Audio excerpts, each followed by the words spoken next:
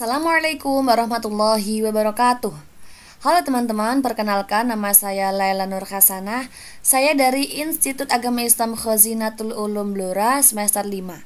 Nah, di sini saya akan mengerjakan tugas statistika pendidikan dengan dosen pengampu yaitu Ibu Cahya Amalia Husna MPD.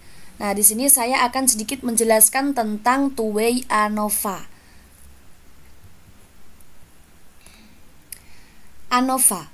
Two-way ANOVA bertujuan untuk mengetahui ada tidaknya perbedaan kelompok yang dipengaruhi oleh dua variabel faktor. ANOVA dapat digunakan untuk data yang berskala ukur interval dan rasio. Asumsi ANOVA yang pertama yaitu data berdistribusi normal. Yang kedua, memiliki varian atau ragam yang homogen. Yang ketiga, antar pengamatan saling bebas atau independen. Yang keempat, komponen-komponen modelnya bersifat adiptif. Jenis-jenis ANOVA. Yang pertama ada one-way ANOVA. One-way ANOVA ini terdapat satu faktor yang dipertimbangkan. Yang kedua yaitu two-way ANOVA. Terdapat dua faktor dan interaksinya yang dipertimbangkan. Yang ketiga yaitu multi-way ANOVA. Terdapat 3 atau lebih faktor dan interaksinya yang dipertimbangkan. Next. Nah, di sini saya ada soal. Dr. Nur Hidayat, seorang peneliti yang berasal dari FAI Universitas Muhammadiyah Jakarta atau UMI. Beliau ingin mengetahui apakah terdapat perbedaan hasil belajar siswa yang diajar dengan menggunakan metode pembelajaran kooperatif dengan yang tidak menggunakannya terhadap motivasi belajar siswa yang tinggi dan rendah. Nah, di sini diperoleh data sebagai berikut. Ini ada motivasi berprestasi tinggi. Di sini ada metode pembelajaran kooperatif learning dan konvensional. Ini juga sebenarnya, tapi ini tulisannya hilang ya guys. Sama ini, tapi ini motivasi ini motivasi berprestasi, yang ini kooperatif learning, yang ini konvensional, dan di sini ada metode pembelajaran. Nah, yang pertama kita lakukan adalah menentukan hipotesis. Nah, hipotesisnya yaitu jika H01 tidak ada perbedaan hasil belajar antara metode pembelajaran terhadap hasil belajar. HA1 ada perbedaan hasil belajar antara metode pembelajaran terhadap hasil belajar. H02 tidak ada perbedaan hasil belajar berdasarkan tingkat motivasi berprestasi. Dan HA2 ada perbedaan hasil belajar berdasarkan tingkat motivasi berprestasi. Adapun yaitu yang ketiga H03 tidak ada interaksi signifikan antara metode pembelajaran dan motivasi berprestasi terhadap hasil belajar. HA3 ada interaksi signifikan antara metode pembelajaran dan motivasi berprestasi terhadap hasil belajar. Yang kedua yaitu menentukan taraf signifikan. Nah, di sini taraf signifikansinya itu 5% atau 0,05. Nah, yang ketiga yaitu menentukan statistik uji. Berdasarkan soal tadi, kan ada dua faktor dan dua variabel. Nah, maka kita menggunakan uji two-way ANOVA. Selanjutnya yaitu yang nomor 4, menentukan kriteria pengujian data. Nah, seperti ini. Jika signifikasi lebih dari 0,05, maka H0 diterima. Jika signifikasi kurang dari 0,05, maka H0 ditolak. Nah, yang kelima yaitu pengujian dengan SPSS. Nah, langsung saja kita copy ke SPSS-nya. Kita copy semua sampai bawah. Kita copy. Lanjut kita langsung menuju ke SPSS-nya. Nah, data view kita paste saja di sini. Kita menuju ke variabel view. Nah, yang pertama ini kita tulis hasil belajar. Yang kedua, metode pembelajaran.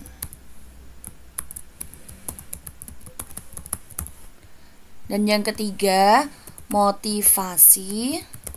berprestasi.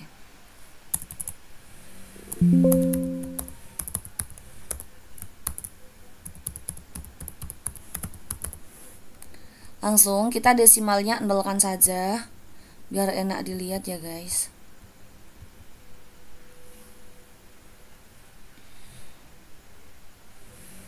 Pada label kita tulis sesuai yang ada di nama tadi, hasil belajar. Lalu metode pembelajaran.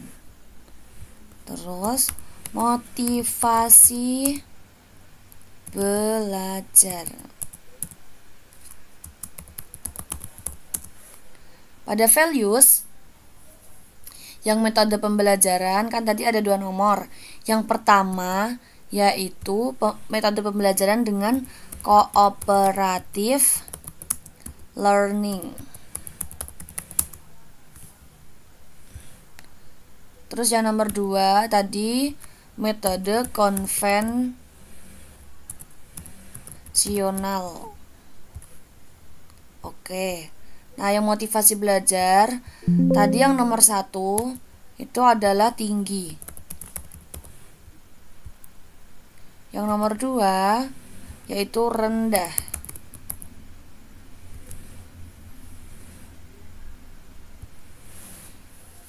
Nah, kalau sudah, ini kita ganti ke scale.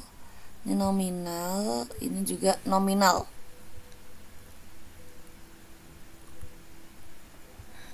Lalu kita klik analyze, terus ke general linear model, klik univariate.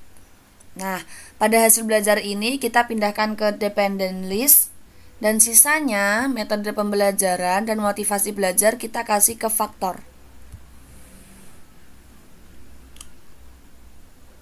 Setelah itu kita klik plots. Metode pembelajaran kita pindah ke horizontal axis, dan yang motivasi berprestasi kita klik ke separate lines. Terus kita add, terus kita ke continue. Nah, setelah itu kita klik option, centang deskriptif, dan homogeneity test. Terus kita klik continue. Setelah itu kita klik post hoc. Lalu pindahkan semuanya ke post hoc. Nah, setelah itu kita klik continue. Terus kita ke amends. Nah, yang ini, yang paling bawah ini, metode pembelajaran motivasi berprestasi, kita pindah ke display mains. Habis itu kita klik continue. Nah, setelah itu kita klik OK. Nah, setelah output SPSS sudah muncul, kita lihat di test of between subject effect. Nah, di sini kita bisa melihat nilai signifikasinya. Nilai signifikasi metode pembelajaran adalah 0,033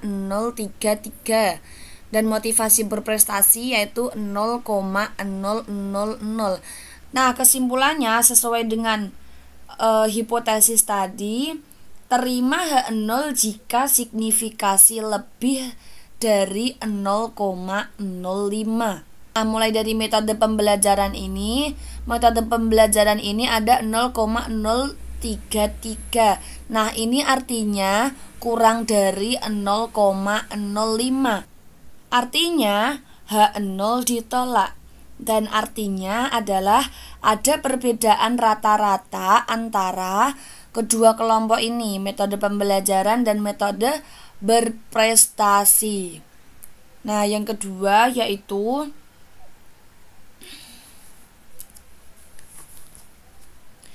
motivasi belajar ini memiliki pengaruh yang signifikan. Karena kan motivasi berprestasi ini nilai signya ini 0,000. Nah, ini kurang dari 0,05 yang artinya ada pengaruh yang signifikan terhadap hasil belajar. Nah, selanjutnya yaitu apakah ada pengaruh interaksi signifikan antara metode pembelajaran dan motivasi berprestasi? Jawabnya yaitu tidak ada pengaruh antara metode pembelajaran dan motivasi berprestasi ini karena diperoleh nilai signifikansi yaitu lebih besar dari 0,05 yaitu 0,821. Sekian video dari saya, kurang lebihnya mohon maaf. Wassalamualaikum warahmatullahi wabarakatuh.